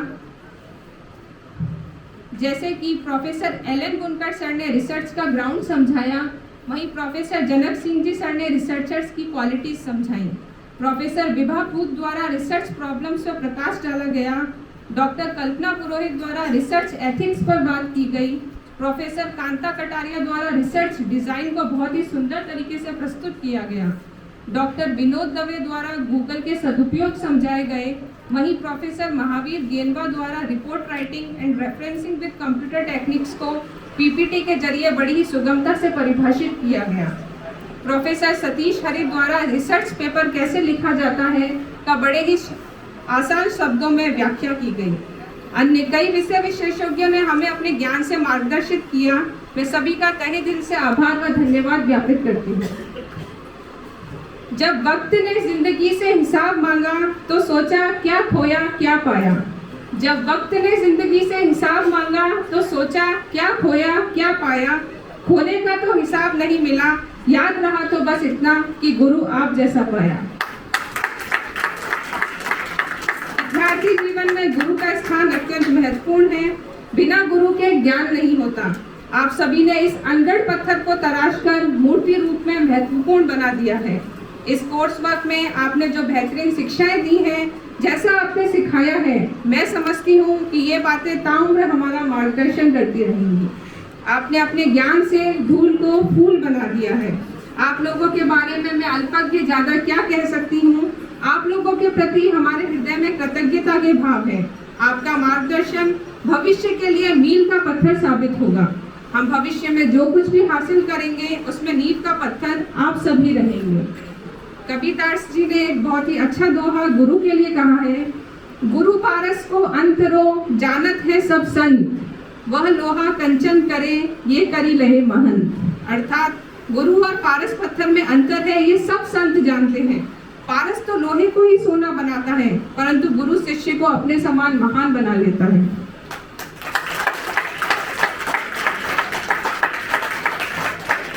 पीएचडी करना सभी के बस की बात नहीं है। प्रवेश तो ले लेते हैं, परंतु इसको आसान करना पूरा इतना आसान नहीं। यह डिग्री बहुत ही धैर्य, दृढ़ निश्चयता, कर्मठता, जिजीविषा, काम के प्रति ईमानदारी, अनुशासन, समयनिष्ठता, स्वयं के विचारों की मजबूती मांगती है। और इससे भी बड़ी बात जो इस डिग्री को पूर्ण करने में संबल प्रदान करती है, वह है अपने साथी मित्रों का सहयोग। इसी क्रम में अगर इस मंच से मैं अपने साथी मित्रों का धन्यवाद करना भूल जाऊं तो एक बहुत बड़ी त्रुटि होगी। मैं अपना एक व्यक्तिगत अनुभव साझा करना चाहूंगी। जब मैंने यहाँ कोर्स वर्क की क्लासेस के दौरान पता किया कि इस डिग्री के लिए मुझे कितनी मेहनत करनी पड़ेगी, कितने कठिन रास्ते पार करने पड़ेंगे, कैसे सिनॉप्सिस से लेकर थीसिस तक का रास्ता जो कि बहुत ही दुर्गम है तय करना होगा, तब मैंने एक बार तो ये डिसाइड किया कि क्यों ना इस डिग्री को यही छोड़ दिया जाए। इतना झंझट किस लिए? ये बात मैंने अपने दोस्तों को भी जो यहाँ बैठे हैं उनको भी बताई, लेकिन सभी ने मेरी नकारात्मक सोच को सकारात्मक बनाया। उन्होंने मुझे कहा कि हम आपका सहयोग करेंगे, आपको जहाँ परेशानी आएगी वहाँ हम आपके साथ खड़े रहेंगे, लेकिन आप इस कोर्स वर्क को ऐसे बीच में नहीं छोड़ोगे। और अनामिका ने तो मुझे यहाँ तक कहा कि छोड़ोगे तो तब ना जब हम आपको छोड़ने देंगे। इतनी आत्मीयता और सकारात्मक सोच वाले अपने साथियों को भी मैं इस मन से धन्यवाद करना चाहूंगी कि उन्होंने मुझे ऐसा साहस और जज्बा दिया। लोग कहते हैं कि जमीन पर किसी को खुदा नहीं मिलता। लोग कहते हैं कि जमीन पर किसी को खुदा नहीं मिलता, शायद उन लोगों को कोई दोस्त तुमसा नहीं मिलता। ये जाने माने कवि श्रीमंगल सिंह सुमन की कविता की कुछ पंक्तियों से अपने शब्दों को विराम देती हूँ। जिससे पथ पर स्नेह मिला उस राही को धन्यवाद। जीवन अस्थिर अनजाने ही हो जाता पथ पर मेल कहीं, सीमित पगडंड लंबी मंजिल तय कर लेना कुछ खेल नहीं। दाएं बाएं सुख दुख चलते सम्मुख चलता पथ का प्रसाद, जिससे पथ पर स्नेह मिला उस राही को धन्यवाद। प्रिय छोटे भाई जनक जी, बार बार आपको ये हो रहा होगा कि कोर्स कोऑर्डिनेटर बोला जा रहा है, और आप लोगों ने मुझे देखा होगा, फर्स्ट डे ही देखा था बोलते हुए, और बीच बीच में मैं आ रहा था, लेकिन मुझे भी अटपटा लग रहा है कि कोर्स कोऑर्डिनेटर बुला जा रहा है। मैं कोर्स कोऑर्डिनेटर जनक जी को ही मानता हूँ, और उन्होंने अपनी भूमिका पूरी तरह से निभाई। हमारी शर्त यही थी कि मुझे डीन महोदय ने कहा कि बुनकर साहब आपको कोर्स कोऑर्डिनेटर बनाया जा रहा है, तो मैंने कहा मेरे साथ कौन है? तो उन्होंने कहा जनक जी हैं, और जनक जी ने मुझसे कहा कि मैं आपके साथ रहूँगा, आप निश्चिंत रहें, सारा काम मैं देखूँगा। मैंने उसी वजह से मैंने हाँ भरी, और आज देखिए कि वो जो रिसर्च मैथडोलॉजी का कोर्स स्टार्ट हुआ और वो आज ख़त्म हो रहा है, मुझे ऐसा लग रहा है कि आप सारे उससे संतुष्ट हैं, उस कोर्स वर्क से संतुष्ट हैं। क्योंकि मैं ज़्यादा कोई एथिक्स की बात नहीं करूँगा, मैं कोई आपको मैथोलॉजी की बात नहीं करूँगा, कोई मैं थीसिस की बात नहीं करूँगा, क्योंकि मुझे ऐसा लगता है कि मैंने फर्स्ट डे भी सारा बता दिया था आप लोगों को। ये हर दिन का एक्सपीरियंस है, हम लोगों को हर दिन कहीं न कहीं रिसर्च मैथोलॉजी में बोलना पड़ता है, बाहर की यूनिवर्सिटी के लिए बोलना पड़ता है और डिपार्टमेंट में भी बोलना पड़ता है। लेकिन मैं एक बात आपको ज़रूर कहूँगा कि आप लोग इतने इस शब्द विषय के अंदर इतने विद्वान हो गए होंगे कि आपके लिए अब कोई समस्या नहीं होगी और आप पूर्ण रूप से उसको सफलतापूर्वक उसको पास करेंगे, अच्छे मार्क्स से पास करेंगे और सफल रहेंगे।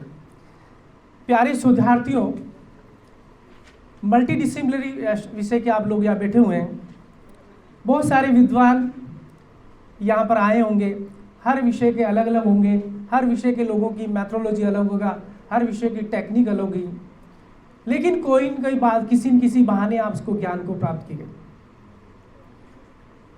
मैंने भी, क्योंकि ये विषय थोड़ा सा हमारे से टच इसलिए होता है कि साइंटिफिक अप्रोच को हम यूज़ करते हैं, तो मैं आपसे वादा करता हूँ कि आपको कोई भी समस्या आती है तो आप मेरे पास आ जाइए, बिल्कुल बेझिझक आइए। और मनोविज्ञान विभाग में मैं 10 बजे से 3 बजे तक मैं मिलता हूँ, आप मुझसे आइए। एक बात याद रखिए कि हमारी जो शुरुआत है, जो हमारा एक माइंड मेकअप बनता है, एक मेंटल सेट बनता है कि इतनी बातें सुनने के बाद हम क्या सोचते हैं, क्या करना है और उस विषय को हमको करना है कि उस विषय पे हमको शोध करना है, वो हमारी से अभी से शुरुआत कीजिए, यहीं से प्रारंभ कर लीजिए कि मुझे क्या करना है। आपको शोध करने के लिए कहीं दूर नहीं जाना है, आपको अपने सराउंडिंग्स में देखना है, अपने आसपास देखना है, और अपने आसपास का ऑब्जर्वेशन इतना पावरफुल होगा तो आपको कोई भी जगह से, किसी किताबों से कोई सी ज़रूरत नहीं पड़ेगी। उसके बाद में आप उसका भले आप रिव्यूज़ करिए, बुक्स देखिए, ये आपके लिए इम्पोर्टेंट होगा। मैं विषय चुनने के लिए कहता हूँ कि कभी भी 1-2 जैसे वर्ड आता है कि बहुत वाइड सोचिए।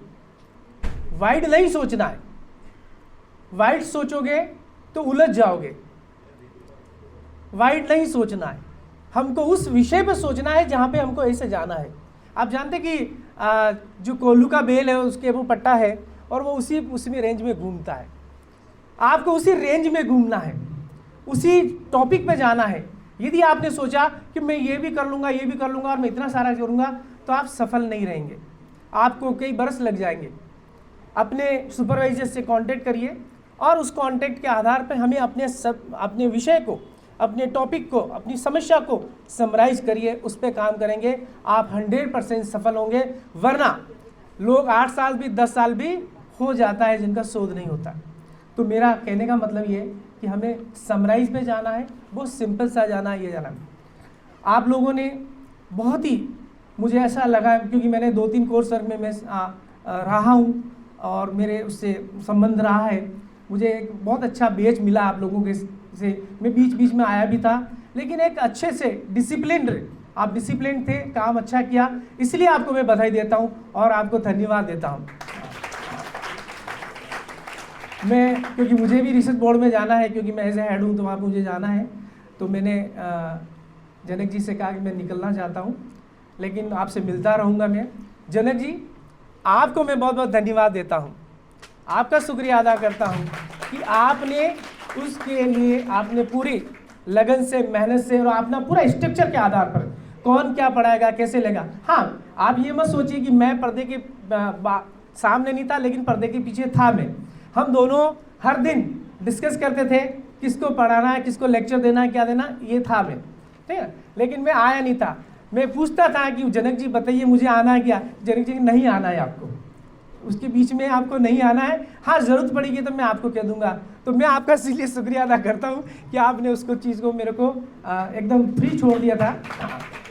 हाँ, इस बीच में मैंने बहुत सारे काम भी किए और मैं बाहर कुछ में सिलेक्शन में भी गया था, वहाँ पे भी बाहर में गया हूँ, मैं मैथोलॉजी के भी किया। तो मैं लेकिन मुझे बहुत खुशी है कि आपका ये जो रिसर्च मैथोलॉजी का कोर्स वर्क आज संपन्न हुआ। आप इंजॉय करिए, लाइफ को इंजॉय करिए और मेरी आपको सभी शुभकामनाएं हैं। Thank you very much. प्रेम की पाती जो ना मेरी पहचान हुए, अरे रणभूमि में छल करते हो तुम कैसे भगवान हुए। अब अपने पिताजी के बारे में कह रहे हैं सूर्य के लिए कि सारे जग का तम हरते हो, सारे जग का तम हरते हो, बेटे का तम ना हर पाए, सारे जग का तम हरते हो, बेटे का तम ना हर पाए। इंद्र ने विषम कपट किए बस तुम ही सम ना कर पाए। अर्जुन की सौगंध की खातिर बादल ओट छुपे थे तुम। निर्माण करें और जी आप संगीत विभाग से हैं और हमारा पूरा कार्यक्रम में आपने सहयोग किया है। मैं तुझसे दूर कैसा हूँ, तुम मुझसे दूर कैसी है, ये मेरा दिल सा कहानी है। मोहब्बत एक एहसासों की पावन सी कहानी है। कभी कबीरा दीवाना था, कभी मीरा दीवानी है। यहाँ सब लोगों में आंसू है, जो तू समझे तो मोती है, जो ना समझे तो पानी है। जो तू समझे तो मोती है, जो ना समझे तो पानी है। मगर सुन ले, जो मेरा हो नहीं पाया वो तेरा हो नहीं सकता, जो मेरा हो नहीं पाया वो तेरा हो नहीं सकता। जी शर्मा जी मेरे परम मित्र आपके साथ बराबर साथ दे रहे हैं। आज एक और मेरे मित्र अमित सांखला जी जो बराबर इसकी डॉक्यूमेंट्री के लिए वीडियोग्राफी कर रहे हैं। सभी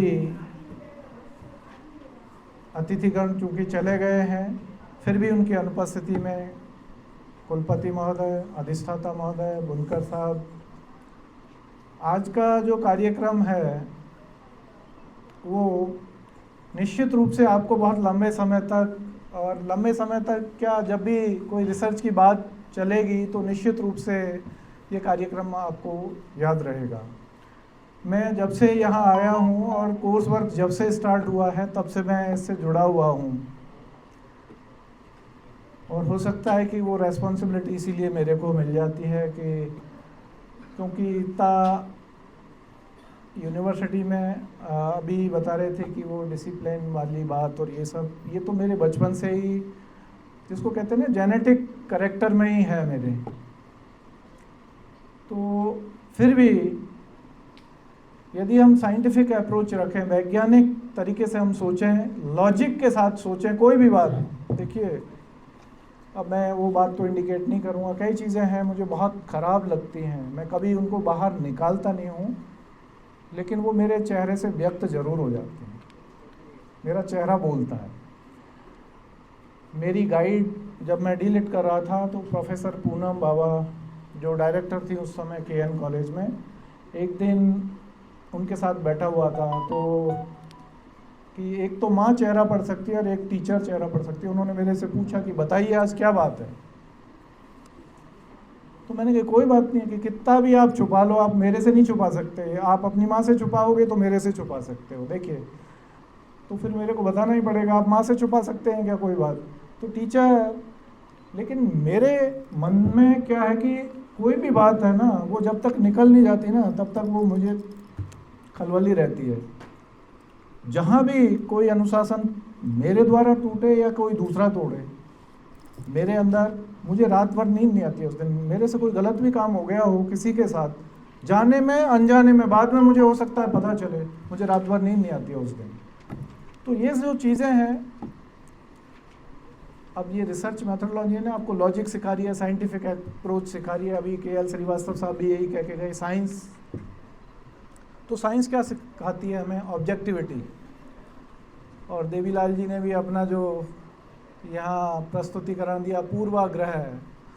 यदि पूर्वाग्रह से आप किसी भी चीज़ को करोगे तो निश्चित रूप से वो कार्यक्रम हो या आपके जीवन का कोई भी किसी भी तरह का, वो आप सफल नहीं हो सकते।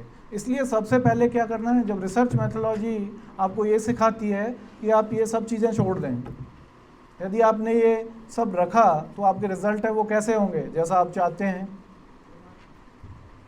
पूर्वाग्रह से ग्रसित हुए तो आप वो कर नहीं सकते।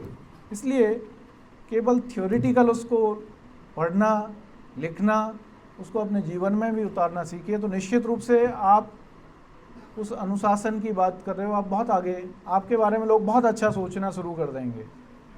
देखिए ऐसा नहीं है कि हिंदुस्तान में लोग बहुत बहुत बड़े बड़े प्रोफेसर हैं, एकेडमिशियंस हैं, रिसर्चर हैं, लेकिन हो सकता है कि बहुत सारी चीज़ें जो उनके पास नहीं हैं।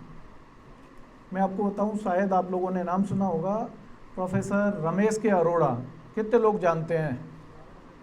पूरी दुनिया में उनका नाम है, पूरी दुनिया में। लेकिन उनका रेस्पेक्ट है ना, वो राजस्थान यूनिवर्सिटी में पब्लिक एडमिनिस्ट्रेशन के हेड डीन रहे। मैंने कभी उनको इनवाइट करते हुए नहीं देखा किसी भी प्रोग्राम में, कितना भी बड़ा प्रोग्राम क्यों नहीं हो। क्यों? क्या कारण है? वो एक आत्मचिंतन का विषय है, जबकि लोग उनके सिग्नेचर के लिए तरसते हैं। हिंदुस्तान में एक वाइस चांसलर थे, अभी भी शायद हैं वो वाइस चांसलर, उन्होंने एक बार मेरे से अप्रोच की कि साहब आप अरोड़ा साहब से मेरी बुक का फॉरवर्ड लिखवा दीजिए। मैंने कहा ये कोई बड़ी बात है क्या? कि सर हमारे लिए बहुत बढ़िया है। मैंने कहा आप लिख के भेजिए, मैं 1 सेकंड बाद आपको साइन करवा के भेज दूँगा, मेरे लिए तो कोई बड़ी बात नहीं है। देखिए वो एकेडमिक फील्ड में इतने स्ट्रांग थे, लेकिन पता नहीं ऐसे क्या कारण रहे, क्योंकि वो मोर देन इस समय तो 80 के आसपास है, बिल्कुल यंग है अभी भी। इतने बढ़िया लेक्चर देते, उनकी हिंदी और इंग्लिश जब कोई सुनेगा ना, मेरे पास तो रोज़ उनका वीडियो आता है, 20 मिनट का, आधा घंटे का मोटिवेशनल लेक्चर देते हैं, और पूरी दुनिया में। पहली उनकी शर्त क्या होती है? मान लीजिए इस कार्यक्रम को उनको आमंत्रित करना होता मुझे, तो सबसे पहले कि मैं फ़्लाइट से आऊँगा, पहली कंडीशन। दूसरी कंडीशन, शानदार होटल होना चाहिए जहाँ मैं रुकूँ। अब आप सोच सकते हैं फिर ऐसी चीज़ें होंगी तो फिर आदमी की रेपुटेशन अपने आप बढ़ती चली जाती है। कंडीशंस, टीचर के लिए क्या कंडीशंस? टीचर को फ्लाइट की कहाँ ज़रूरत है? आप पैदल आ सकते हो जयपुर से यहाँ, साइकिल से आ सकते हो, स्कूटर से आ सकते हो, मोटरसाइकिल से आ सकते हो, अपनी गाड़ी से आ सकते हो। इतनी सारी ट्रेन बस रोज़ चलती हैं जयपुर से, कोई ज़रूरत नहीं। कई बहुत लोग देखे हैं मैंने, बड़े बड़े IPS secretary, principal secretary level के, तो जो ऐसी टर्म्स एंड कंडीशन लगाता है तो उनकी इमेज कैसी उल्टी होती चली जाती है। एक बार मैं पुलिस में गया, चूँकि एक टॉपिक किसी को सेलेक्ट करना था, एक लड़की थी वो महिला पुलिस एडमिनिस्ट्रेशन को लेकर के रिसर्च करना चाहती थी, मेरी क्लास फेलो थी। उसने कहा कि पुलिस वालों के पास अकेले जाना बहुत मुश्किल है, तो हम 2-3 जने गए। तो वहाँ जो उनके SP थे उससे बात हुई, तो उन्होंने कहा कि आप क्या करना चाहते हो, कि रिसर्च करना चाहते हैं। तो उन्होंने प्रोफेसर्स के नाम बताए कि ये कोई प्रोफेसर हैं, ये क्या रिसर्च करवाएंगे, क्योंकि उनकी इमेज ऐसी थी पुलिस की नज़र में। और जो आदमी पुलिस की नज़र में जिनकी करेक्टरिस्टिक्स पे उनके करेक्टर पे सवाल खड़ा कर रहा हो, तो आप सोच सकते हैं फिर रिसर्च कैसे करवाएगा। तो उन्होंने क्लियर कट कहा कि वो क्या रिसर्च करवाएंगे। तो देखिए इमेज बहुत बड़ी चीज़ होती है, और वो ये सब चीज़ से बनती है कि आप कितने डिसिप्लिन्ड हो, आप किस तरह से मदद करते हो। मदद करने के भी बहुत सारे तरीके होते हैं। तो हम लोग, ऐसा नहीं है कि कोई एक दिन में आपकी इमेज बन जाए। आपका डिसिप्लिन हमेशा दिखना चाहिए, आपकी सोच साइंटिफिक वो रिफ्लेक्ट होनी चाहिए। ऐसा नहीं होना चाहिए कि एक जगह तो आपने साइंटिफिक अप्रोच ले ली और दूसरी जगह कि नहीं ये तो मेरा भाई है। देखिए भाई भाई की जगह है, जब आप घर में जाओगे तो भाई है, यहाँ तो आपका साथी है। तो यदि आपने ऐसी अप्रोच रखी तो निश्चित रूप से आप बहुत अच्छा काम करोगे, और काम के साथ साथ आप इस देश को बहुत कुछ दोगे। क्योंकि VC साहब ने भी ये कहा कि किस तरह से सोशल आपका उसमें किस तरह से कंट्रीब्यूशन हो सकता है। तो आपको रिसर्च केवल इसलिए नहीं करनी है कि वो डॉक्टर लगाना है, या इसलिए नहीं करनी है कि साहब लोग कहेंगे कि आपने इतना ये काम कर लिया। उसका कहीं ना कहीं समाज के उपयोग में उसका कोई फ़ायदा होना चाहिए। ऐसी कोई पॉलिसी बन जाए आपकी थीसिस को लेके, कोई थ्योरी बिल्डिंग हो जाए, तो क्या होगा, पूरी दुनिया आपकी स्टडी करेगी कि अकॉर्डिंग टू इसके ये डेफिनेशन है, उसने ये थ्योरी दी, तो लोग आपको पढ़ेंगे।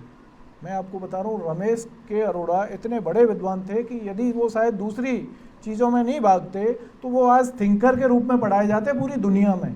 उनके अंदर इतना टैलेंट है एकेडमिकली, लेकिन उनके जो आगे पीछे की बाकी चीज़ें थी ना, उसने उनको गिरा दिया, क्योंकि वो उनको IAS दिख जाता था ना, तो उसके पीछे पीछे भागते थे।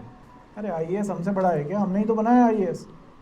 एकेडमिकली वो दुनिया के बहुत बड़े प्रोफेसर, आज शायद उनसे बड़ा प्रोफेसर पब्लिक एडमिनिस्ट्रेशन में पूरी दुनिया में नहीं है, तो मैं उनका बार बार नाम ले रहा हूँ।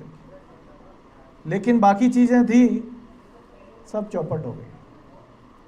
आज कोई उनको, मैं पिछले 15-20 साल से तो मैं देख रहा हूँ, कोई उनको इनवाइट नहीं करता, जबकि वो इंटरनेशनली नोन है। उनको बड़े बड़े लोग उनको बुलाते हैं बाहर, आउट ऑफ इंडिया, और इंडिया में भी। केवल अपने राजस्थान को छोड़ दो, क्योंकि राजस्थान वालों को सब कुछ पता है, और जिनको पता होता है फिर वो अलर्ट रहते हैं। तो इसलिए आप भी अलर्ट रहिए, जिनको पता हो वो अलर्ट रहें, पर रिसर्च को आप रिसर्च के हिसाब से ही करें। ऐसा नहीं कि फिर आप उसमें, वो आपका इम्प्लीमेंटेशन में भी वैसा ही होना चाहिए। तो निश्चित रूप से आप डिसिप्लिन, टाइम के पंक्चुअल, ये सब चीज़ें आपके अंदर अपने आप आ जाएंगी। तो इसी के साथ मैं आपको शुभकामनाएं देता हूं कि इन 21 दिनों में मैंने आप लोगों को बहुत कष्ट दिया होगा। मुझे पता है कितने लोगों को कष्ट दिया है, कोई किस तरह से फ़ोन आते हैं क्या है, लेकिन यदि ये नहीं हो तो आप क्लास हो सकती है क्या? डिसिप्लिन नहीं हो तो क्लास होना बहुत मुश्किल है। और यदि क्लास नहीं हो तो मेरी इमेज कैसी जाएगी वाइस चांसलर तक, कि वहाँ तो कुछ भी करो, वो तो कुछ ही नहीं कहते हैं, जब मर्जी आए जहाँ मर्जी आए साइन करके चले जाओ, ऐसी जाएगी नहीं। आप भी ऐसे ही कहोगे।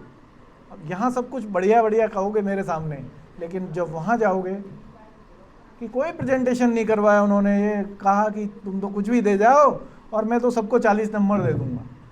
आपको पता नहीं है, आपका एक एक का मैं पूरा रिपोर्ट कार्ड अभी प्रस्तुत कर सकता हूँ, मेरे साथ रखा हुआ है, एक एक का, किसका कितना क्या, सब चीज़। ऐसा नहीं केवल एक चीज़, सारी चीज़ें मेरे पास हैं। आप लोगों में से कितने, 105 थे, 10 लोग ऐसे हैं जिनकी 100% अटेंडेंस है। कौन कितना एक्टिव है, मेरे पास सारा डेटा है। मैं केवल यहाँ आप लोगों के पास टाइम करने ही नहीं आता हूँ, मैं रिसर्च भी करता रहता हूँ साथ साथ। आज बता रहा हूँ मैं आपको कि किसकी एक्टिविटी कैसी है, वो क्या चाहता है, कैसा चाहता है, ये सब मेरे पास है। और यदि मैं आकर यहाँ ही टाइम कितना ख़राब करना है, टाइम ख़राब करना ही है, मैं यदि आकर यहाँ बैठ कर चला जाऊँ, सारी रिपोर्टिंग करता हूँ शाम यहाँ से जाने के बाद, पूरा बैठ के एक एक कैंडिडेट के ऊपर फोकस करता हूँ। कई बार मैं पूछता हूँ, मुझे बताइए ये फ़ोटो में यही है ना वो, कई बार मैं पहचानता नहीं नाम से, फिर मुझे कॉन्फिडेंस आ जाता है कि ये वही है, तो इनकी वो था। ये फ़ोटो क्यों लेता हूँ, रोज़ यूजीसी को भेजता हूँ, कहीं नहीं भेजता हूँ। अब तो बताना ही पड़ेगा ना सच। यदि आपको मैं पहले दिन ही ये बता देता कि ये सब मैं इसलिए कर रहा हूँ कि सब फ़ोटो ही खींच रहा हूँ, तो आपके अंदर वो चीज़ नहीं आती, आप भी डिसिप्लिन में नहीं रहते, आप भी टाइम से नहीं आते, और आप भी क्लास अटेंड नहीं करते, और जो चीज़ यहाँ सीखी गई है वो आप नहीं सीख पाते। क्योंकि अब तो सब कुछ हो गया है, तो अब मुझे बताने में कुछ नहीं है। और मैंने पहले ही कह दिया था, आज के बाद हम सब का लेवल एक ही हो गया है। तो आप ऐसा नहीं सोचें कभी भी, मेरे यहाँ कोई अपॉइंटमेंट की ज़रूरत नहीं होती है, ना कोई अपॉइंटमेंट लेके आता है। मेरा स्कॉलर भी होता है तो वो मुझे पता ही नहीं चलता कि वो रात को 12 बजे भी फ़ोन कर देता है। एक बीए के स्टूडेंट है तो मुझे एक दिन 2 बजे फ़ोन कर दिया रात को, है, लेकिन उस दिन गलती से साइलेंट पे था और मुझे सुबह पता चला। मैंने इमीडिएट उसको ब्लॉक किया पहले तो।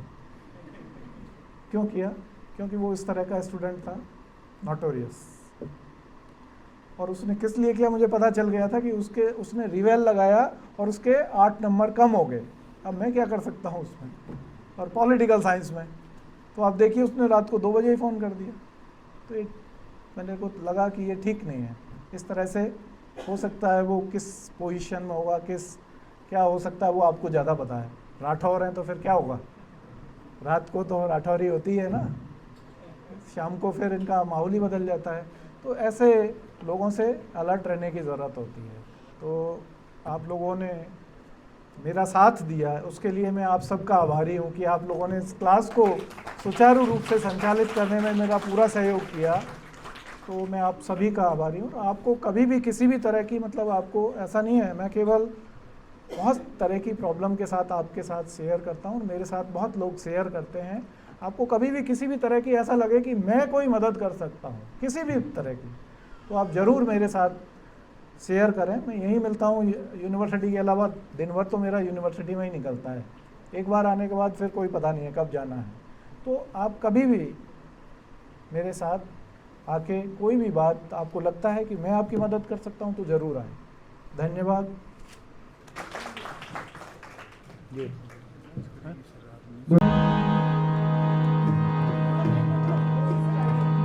अभी तक यहाँ पर हमने जितना भी गाया माँ शारदे के लिए, गुरुजनों के लिए गाया। अब ये प्रस्तुति साक्षात आप लोगों के लिए है, जिनका कहना था कि कुछ हमारे मूड का भी हो, तो ये प्रस्तुति वही है। सबसे पहले मैं संगीत जगत के स्वर कोकिला लता माँ के लिए उनका ही एक सॉन्ग उनको डेडिकेट करना चाहता हूँ। अगर मुझसे मोहब्बत है, ये सॉन्ग है जो उनको डेडिकेट करना चाहता हूँ।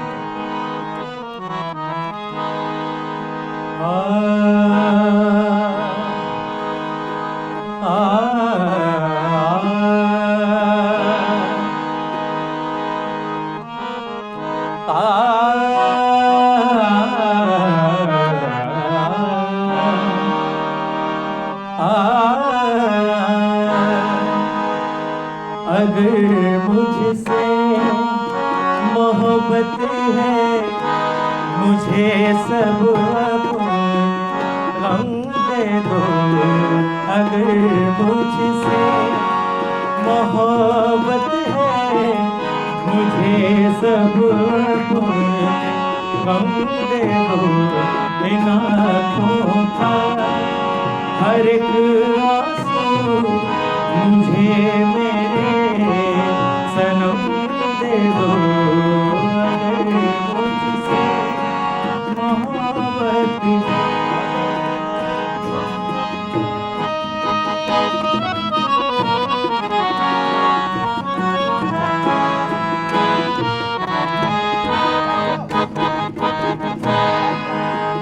थोड़ा सा और बढ़ा दीजिए।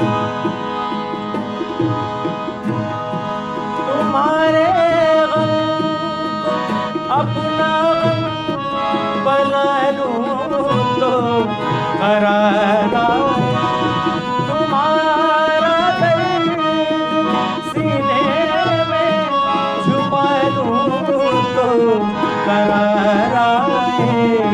वो हर शे जो तुम्हें दुख दे, मुझे मेरे सनम दे दो। अगर मुझसे मोहब्बत है, मुझे सब गम दे दो। अगर मुझसे मोहब्बत है। कुछ शेर आप लोगों के लिए पेश करना चाहता हूँ। चैन तुमसे है, करार तुमसे है। सुनिएगा। चैन तुमसे है, करार तुमसे है। मेरी जिंदगी में बहार तुमसे। आज की बात कल नहीं होगी, ये मुलाकात फिर नहीं होगी। ऐसे बादल तो फिर भी आएंगे, ऐसी बरसात फिर नहीं होगी। ये जो हुस्न वाले होते हैं, ये जो हुस्न वाले होते हैं, ये बहुत सोने होंगे। आज किसी और के, कल किसी और के बदले होते हैं। मैंने कहा कि दिलरुबा, वो बोली मेरे पास आ। मैंने कहा मुझे प्यार है, वो बोली के तू दिलदार है। मैंने कहा घूंघट उठा, उसने कहा पैसे दिखा। मैंने कहा पैसे नहीं, वो बोली तो हट ऐसे नहीं। मैंने कहा कि दिलरुबा, वो बोली मेरे पास आ। मैंने कहा मुझे प्यार है, वो बोली के तू दिलदार है। मैंने कहा घूंघट उठा, उसने कहा पैसे दिखा। मैंने कहा पैसे नहीं, वो बोली तो हट ऐसे नहीं। मैंने कहा महंगाई है, वो बोली के तू मेरा भाई है। तू बदले, तू बदले, तू बदले सो रसीद भर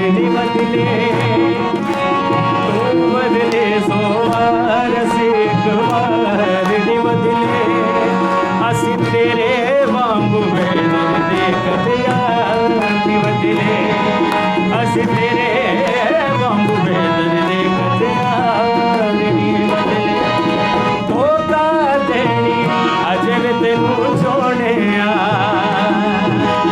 नहीं बदला दिल इसने लग सब छोड़े धोखा देनी अजे वे तेनू छोड़े नहीं बदला दिल लग सब छोड़े असी अजनी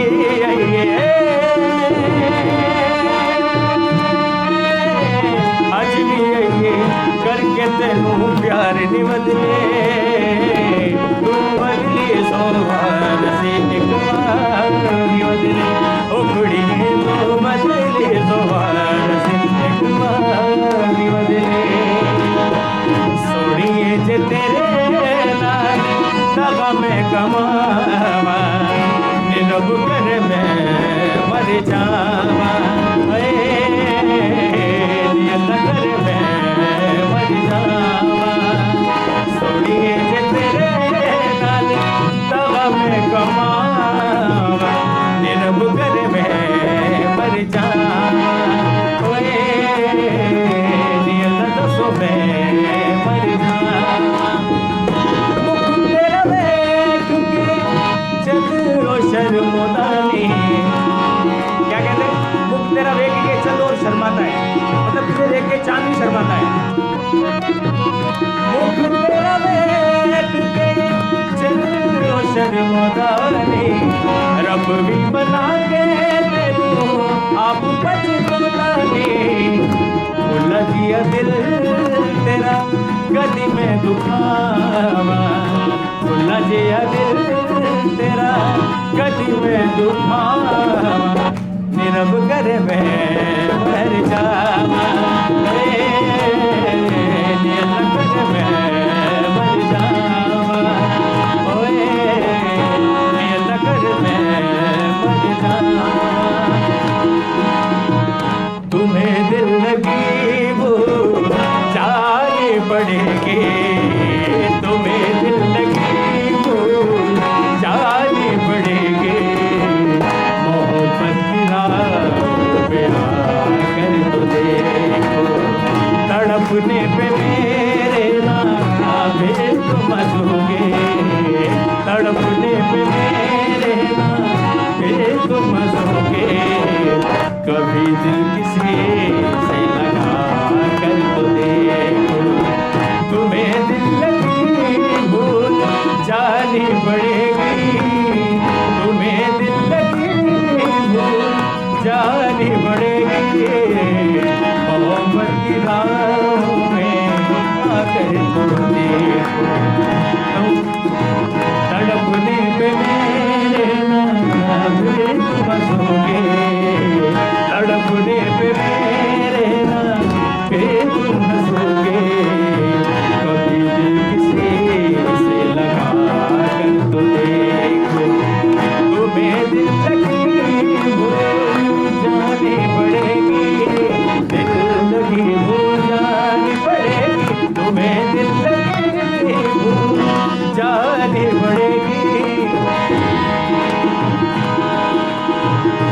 मेरे रश के कमर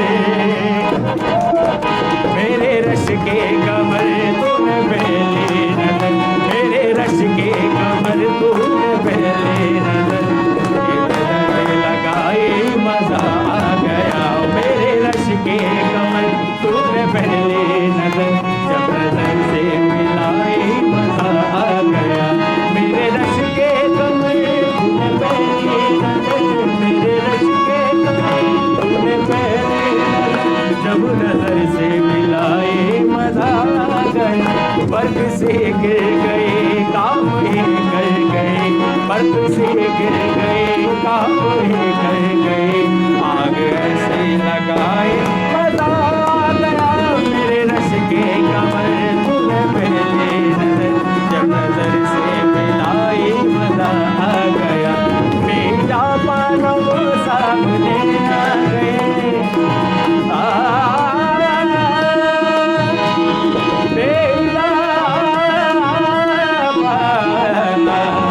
वो सामने आ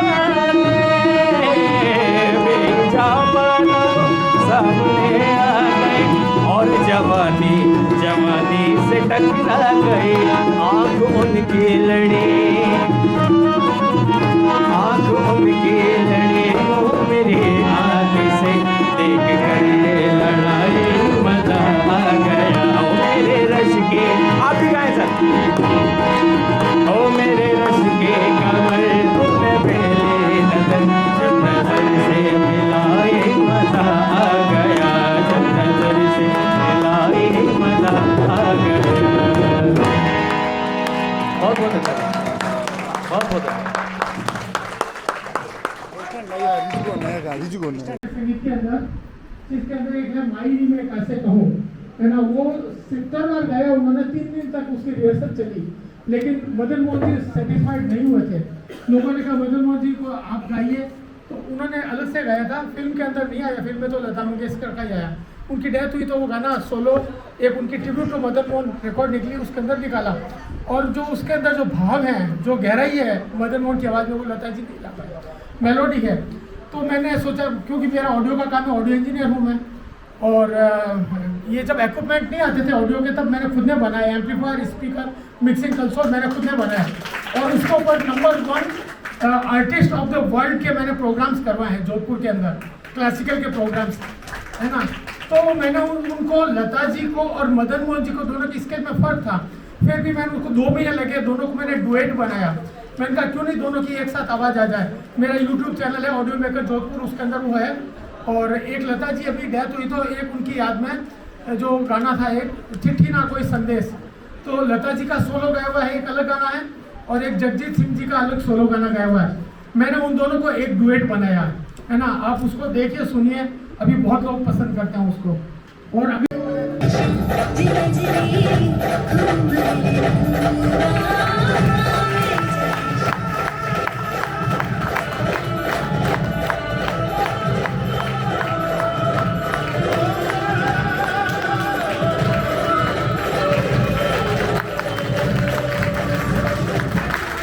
करके अपने मेहमान प्रमोद जी शर्मा साहब जो के लिए इन्होंने पूरे कार्यक्रम को ये देख नहीं पाए। ये पुष्पा कुमारी माचरा, प्रवीण कुमार, अंग्रेजी विभाग करके आप जो है मंच पे पधारें। जी, धनंजया जी, अंशुमाला जी, सभी हिस्से सबका फोटो आएगा।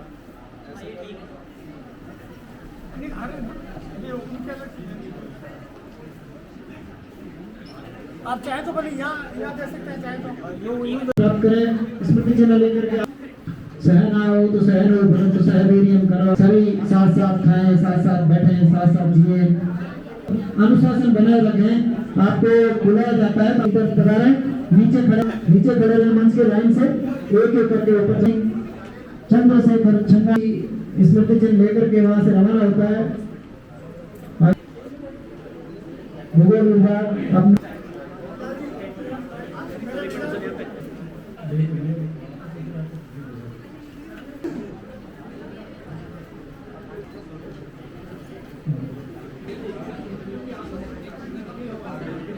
रजत जी वो चाबी कहाँ है?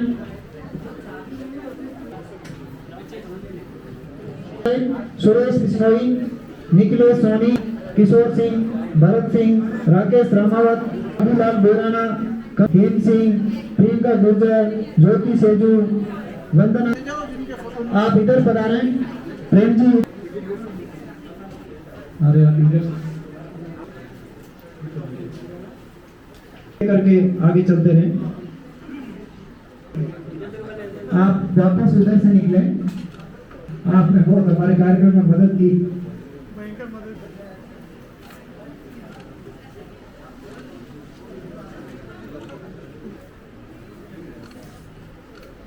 भगवंती, पूजा जांगीर, संगम जांगीर, ओम प्रलाल, मंजी राम, भवन लाल, किशोर कुमार, नीतू नवाल।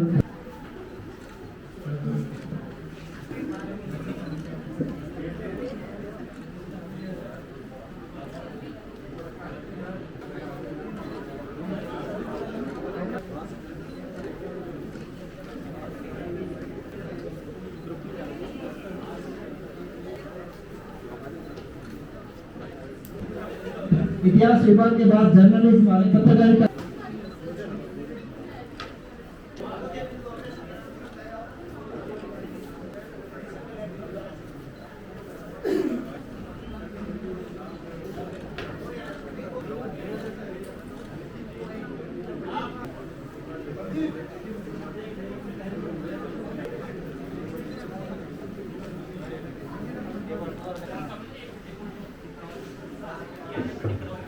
ब्रजेंद्र सिंह जी,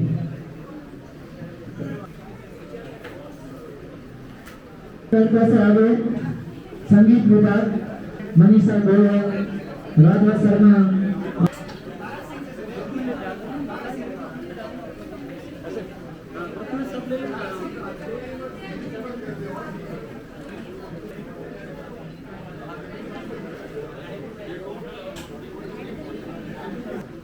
2 मिनट के लिए बैठे।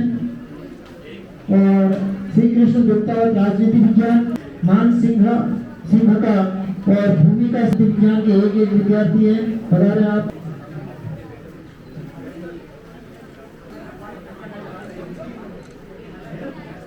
कार्यक्रम में मेरी तरफ से व्यक्तिगत रूप से हमें बताया था कि अनुशासन हमारे जीवन की अच्छी तरीके से पूरे कार्यक्रम में सहयोग दिया। इसके लिए पूरा प्रोग्राम जो है सिर्फ और सिर्फ शोधार्थियों के लिए था और शोधार्थियों द्वारा किया गया था। तो सबसे पहले तो आप सबको, आप सबकी जो धैर्य की परीक्षा हुई है उसके लिए बहुत बहुत धन्यवाद है। तो खुद के लिए सभी जने तालियां बजाइए एक बार। बहुत बहुत धन्यवाद आप सभी को। सेकंड जो है, लेकिन सबसे पहले जो धन्यवाद होना चाहिए वो डॉक्टर जनक सिंह जी मीना का है। पूरा एंड टू एंड प्रोग्राम जो है सर ने एंड टू एंड, मतलब स्टार्टिंग से लेकर के एक एक दिन जो लेक्चर्स हुए उससे लेकर के अटेंडेंस लेकर के प्रेजेंटेशंस लेकर के प्रेजेंटेशंस की मार्किंग करके, मतलब प्रेजेंटेशंस तक की रिजल्ट्स जो है वो सब मैनेज करना, मतलब स्टार्टिंग से लेके एंड तक मैनेज करना, वही प्रोग्राम की पूरी सफलता होती है। तो उसका सारा का सारा धन्यवाद जो है और आभार जो है जनक सिंह जी सर को जाता है। देने वाला दूसरा है भी नहीं। किसी को देना भी चाहोगे तो वो मेरे को ही देना पड़ेगा। मंच संचालन के लिए भंवर सिंह जी का धन्यवाद, साउंड की अरेंजमेंट के लिए देवीलाल जी को धन्यवाद, और स्टेज पर जो है पीछे हमारी ड्यूटी के लिए, स्टेज ड्यूटी के लिए जो हमारा इंग्लिश टीम था वो पूरा था पीछे, तो जिन्होंने पूरा सपोर्ट किया है उन सबको भी बहुत बहुत धन्यवाद है। और अब हम जो है हमारा एक स्टेप जो है वो पूरा हो गया है और पहला स्टेप है ये, तो बहुत इम्पोर्टेंट सीढ़ी हमारी पूरी हुई है। अब हमारे पास नेक्स्ट जो है 24 महीने बचते हैं रिसर्च के, तो एक एक सीढ़ी आप सभी को उसके लिए चढ़ने के लिए शुभकामनाएं और सभी को पीएचडी अवार्ड हो। इसी के साथ मैं अपने अब इसको पूरे प्रोग्राम को विराम देती हूँ। आप सभी लंच के लिए आमंत्रित हैं, तो लंच करके जाएं।